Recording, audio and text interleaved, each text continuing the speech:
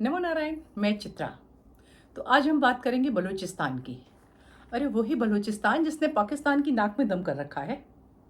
वही बलूचिस्तान जो चीन का सीपेक नहीं पूरा होने दे रहा। ये बलूचिस्तान वालों ने इतना झगड़ा क्यों मचा रखा है। और एक बात और बताएं कि बलूचिस्तान में जो ये क्राइसिस हो रही है, जो विद्रोह हो रहा है, ये कोई पहली बार नहीं हो रहा है। पाकिस्तान में बलूचों के विद्रोह की एक पूरी लंबी सीरीज है। 1948 में, 1958, 1962, 1970, 2005। इसके बाद भी एक बार हुआ, मुझे इसकी सही डेट नहीं याद है, और अभी भी ये चल ही रहा है। तो बात क्या है, आखिर बलूचों को इतनी प्रॉब्लम क्या है। बलूच क्यों नहीं पाकिस्तान के साथ शांति से रहना चाहते हैं। तो इसके लिए हमको थोड़ा पीछे लौटना पड़ेगा और इसकी कहानी समझनी पड़ेगी। जब 1947 में जब ये हुआ कि भारत और पाकिस्तान को आज़ादी दी जाएगी, तो आसपास जो और भी छोटी छोटी चीज़ें थी, सभी को आज़ादी देने की बात हो रही थी। तो अंग्रेज़ों के लिए पूरा एक इंडिया एक पूरा यूनिट था, जिसमें ये जो अभी का बलूचिस्तान है वो भी आता और भी बहुत कुछ आता था। तो ये जो अभी का बलूचिस्तान है, ये एक ऐसा क्षेत्र है जो 3 देशों में आता है। अफ़गानिस्तान में आता है, पाकिस्तान में आता है और ईरान में आता है। और अभी जिसको हम बलूचिस्तान कहते हैं, पहले असल में यहाँ पे 4 प्रिंसली स्टेट्स हुआ करती थी। 4 एक स्वतंत्र देश हुआ करते थे। एक का नाम था कलात, एक खरान, लासबिल या लासबेला और मकरान। मकरान और लासबेला जो थे, इसमें से कोस्टल स्टेट्स थे। उस समय करीबन 500 से ऊपर प्रिंसली स्टेट्स थे इस पूरे इलाके में, जिसमें से कलात, सिक्किम, भूटान और नेपाल, इनको एक स्पेशल दर्जा मिला हुआ था। क्यों? क्योंकि इन्होंने कंपनी से नहीं, इनका जो समझौता हुआ था डायरेक्ट क्वीन से हुआ था। मतलब जो सरकार वहाँ की हुआ करती थी ना, क्वीन से, उनसे हुआ था। ये रानी के राज में उसमें गए थे, इंग्लैंड की क्वीन के साथ इनका समझौता हुआ था। और ये जो है कैटेगरी बी के प्रिंसली स्टेट्स में आते थे, और चेंबर ऑफ प्रिंसली स्टेट्स उसका ये हिस्सा नहीं थे। इनको बहुत तरह की सुविधाएं और कुछ खास तरह की इज्जत मिलती थी जो और स्टेट्स को नहीं मिलती थी। और कलात जो था उस समय 1947-46 में, जो कलात के राजा थे उनका नाम था मीर अहमद यार खान। मीर अहमद यार खान बड़े समझदार, सुलझे हुए थे। मतलब एटलीस्ट अपने मतलब की बात उनको समझ में आती थी। तो उन्होंने 1946 में अंग्रेजों के संग एक नेगोशिएटर बातचीत करने के लिए मोहम्मद अली जिन्ना को अपना वकील रखा। और वहाँ पर इस पर यह बात हुई कि चूंकि ये उन प्रिंसली स्टेट्स में आते ही नहीं हैं, जिसके अंतर्गत जो ब्रिटिश गवर्नमेंट है जो कुछ भी ये कर रही है, आज़ादी दे रही है, बंटवारा कर रही है, इधर का उधर कर रही है, उसमें ये नहीं आते हैं, इसलिए इनको राइट होना चाहिए आज़ाद रहने का भी। तो इनको 3 ऑप्शन दिए गए, या तो भारत से मिल जाओ, या पाकिस्तान से मिल जाओ, और या फिर इंडिपेंडेंट रह जाओ। इन्होंने अपना इंडिपेंडेंट रहने का ऑप्शन चुना, लेकिन पाकिस्तान की बड़ी गहरी नज़र इन पर थी। एक तो ये पाकिस्तान से लगता हुआ था, बड़ा खनिज संपदाओं से, और इससे बहुत ज़्यादा रिच स्टेट था। और जितना बड़ा पूरा पाकिस्तान आज का है, उसमें करीब करीब 44% जो है वो बलूचिस्तान है। मतलब जितना बड़ा पाकिस्तान था उतना ही बड़ा बलूचिस्तान था लगभग उस समय, और वो उसको कब्जा करना चाहते थे। उसमें भी जो बलूचिस्तान था, उसका मतलब वो जो तीनों को स्टेट, वो बलूचिस्तान जो कहलाता था, उसका जो आधे से ज़्यादा हिस्सा था वो कलात में था। तो एक बात तो समझ में आ गई थी पाकिस्तानियों को कि कलात को हमको कब्जे में करना है। लेकिन 1946 में किसी को भी नहीं मालूम था चीज़ें ये होंगी। उन्होंने जिन्ना को अपना अटॉर्नी बनाया था, और उन्हें नहीं मालूम था कि कल ये जिन्ना ही जो है मेरे अस्तित्व पर हमला करेंगे।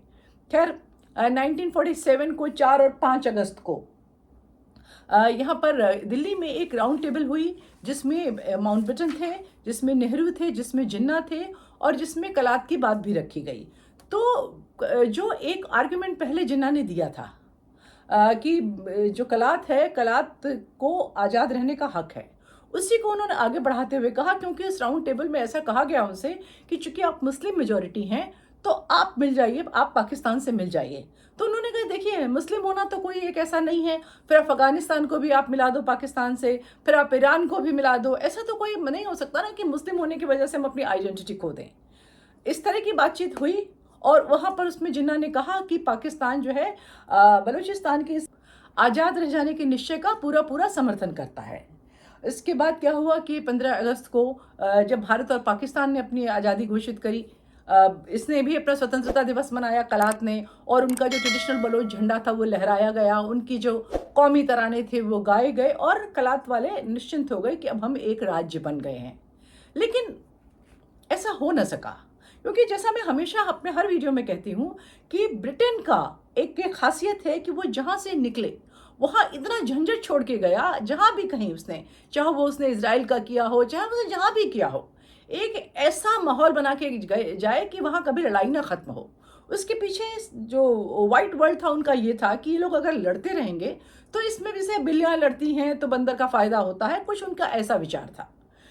तो इसलिए सितंबर मिड 1947 में एक ब्रिटिश रिप्रेजेंटेटिव ने यह घोषित किया कि कलात इस लायक नहीं है कि इंटरनेशनल पॉलिटिक्स का प्रेशर झेल पाए या ना झेल पाए, वो एक सॉवरेन कंट्री था, इससे किसी को क्या मतलब था। लेकिन ब्रिटेन तो जो उस समय था पूरी दुनिया का चौधरी था, तो उसने कहा कि ऐसा है कि इनको अब ये स्वतंत्र नहीं रह सकते। जब कलात वाले को ये पता चला तो उनकी तो होश उड़ गई कि अब उन्हें क्या करना है। उन्होंने इंडिया से संपर्क करने की कोशिश करी, किसी वजह से वो ये समझ रहे थे कि पाकिस्तान के साथ मिलकर उनका कल्याण नहीं है। उन्होंने इंडिया से मिलने की कोशिश करी, जिसका कोई विशेष फायदा नहीं हुआ। इसके बाद अक्टूबर 1947 में ये संभावना देखने के लिए भी कि क्या हम पाकिस्तान के साथ जा सकते हैं, कलात के राजा पाकिस्तान के दौरे पर आए। तो वहाँ पे जो बलोच जनता थी उसने तो उनका बहुत स्वागत किया अपने राजा की तरह, लेकिन जो पाकिस्तान की नवनिर्मित सरकार थी उसने उनको कोई प्रोटोकॉल नहीं दिया। हेड ऑफ द कंट्री का कोई प्रोटोकॉल नहीं मिला, उनकी निहायत बेइज्जती करी गई। तो उनको समझ में आ गया कि पाकिस्तान में मेरा क्या होने वाला है, और वो वापस चले गए। उसके बाद उन्होंने अपनी वहाँ पे काउंसिल की बैठक करी कि क्या होना चाहिए। तो वहाँ पर एक मत से ये प्रस्ताव पास हो गया कि भाई हमको आज़ाद रहना है, हमको एटलीस्ट पाकिस्तान के साथ नहीं जाना है, उसके लिए कुछ भी करना पड़े।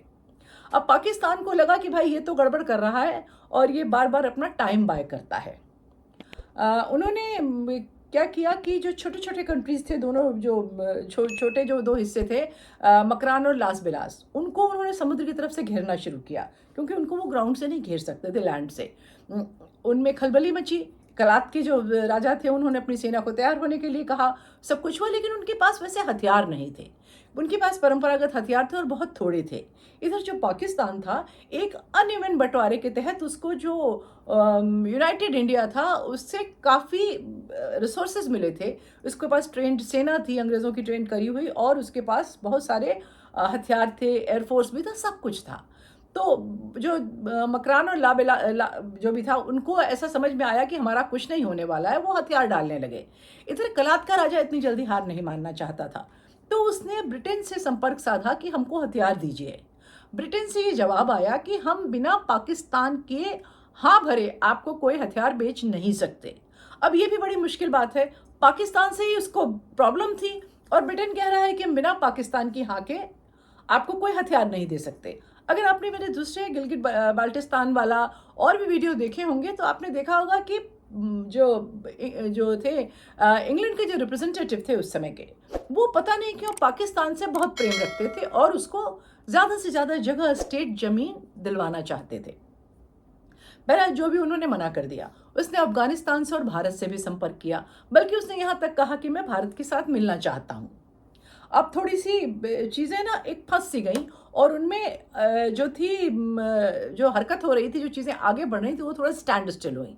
लेकिन उसी बीच में जो हमारे केसी मेनन साहब थे, केसी मेनन जहाँ तक मुझे याद है उस समय फॉरेन सेक्रेटरी थे, उन्होंने उस पर आकाशवाणी पे उनका एक बयान आया। उनका बयान ये आया कि केसी मेनन साहब ने कहा है कि यद्यपि हमसे मिलना चाहता है कलात, लेकिन हम उसकी इस चीज़ को ध्यान नहीं देंगे। कलात के राजा के तो होश उड़ गए, यहाँ पे भी हड़कंप मच गया, ऐसा क्यों कहा आपने। यहाँ तक हो गया कि होम मिनिस्टर को और जवाहरलाल को, नेहरू जो हमारे उस समय प्राइम मिनिस्टर थे, दोनों को पार्लियामेंट में ये कहना पड़ा कि ये ऑफिशियल लाइन नहीं है, और आकाशवाणी ने इस खबर को तोड़ मरोड़ के पेश किया है। अब इसमें दोनों बातें हो सकती हैं कि हो सकता है कि सच में उन्होंने ये न कहा हो, और उस समय जो अंग्रेज़ों के आदमी तो हर जगह बैठे थे, जो अंग्रेज़ों के एजेंडा को, उस समय ब्रिटिशर्स के एजेंडा को आगे बढ़ा रहे थे। तो हो सकता है जानबूझ के ये न्यूज़ फैलाई गई हो। अब भाई फेक न्यूज़ की जो कॉन्सेप्ट है वो कोई आज की थोड़ी है, वो तो बड़ी पुरानी है। तो हो सकता है ये जानबूझ के हुआ हो, और यह हो सकता है कि विपक्ष के और लोगों के दबाव में नेहरू जी ने ऐसा बयान दिया हो। जो भी हो, जो डैमेज होना था वो हो चुका था और पाकिस्तान ने घेरा डाल दिया इसके बलूचिस्तान के चारों ओर। उनकी सेनाएं वहाँ चढ़ गईं और उन्होंने उनको एक तरीके से कलात को जीत लिया। उसके राजा को वो पकड़ के ले आए कैदी की तरह अपने यहाँ, और उसके सर पर, ऐसा कहा जाता है, उसके सर पे गन रख के उससे जो इंस्ट्रूमेंट ऑफ एक्सेशन पे साइन कराया 28 मार्च 1948 को। और इस तरह से 28 मार्च 1948 को बलूचिस्तान जो था वो मिल गया जाकर पाकिस्तान से। सच तो ये है कि अगर बलूचिस्तान न हो तो पाकिस्तान को बहुत किस्म की, एक तो अपने उनका साइज़ बहुत छोटा हो जाएगा, प्लस जो बिजली बिजली और बहुत सारी चीज़ें जो वहाँ से उनको मिलने की उम्मीद है उससे जाएंगे वो। और नेचुरली अगर बलूचिस्तान का बॉर्डर ईरान और अफ़गानिस्तान से भी मिलता है तो वो एक वहाँ का जो इलाका है वो उसके लिए एक सीमा की तरह काम करता है पाकिस्तान में। तो ये तो कहानी हुई बलूचिस्तान की, एक ऐसे स्वतंत्र राष्ट्र की जिसको अपनी आज़ादी के ठीक बाद पाकिस्तान ने अटैक करके और अपने साथ मिला लिया था। इसी तरह की और बहुत सी कहानियाँ मैं सुनाऊंगी। आप मेरे चैनल को सब्सक्राइब करें और जुड़े रहें। नमस्कार।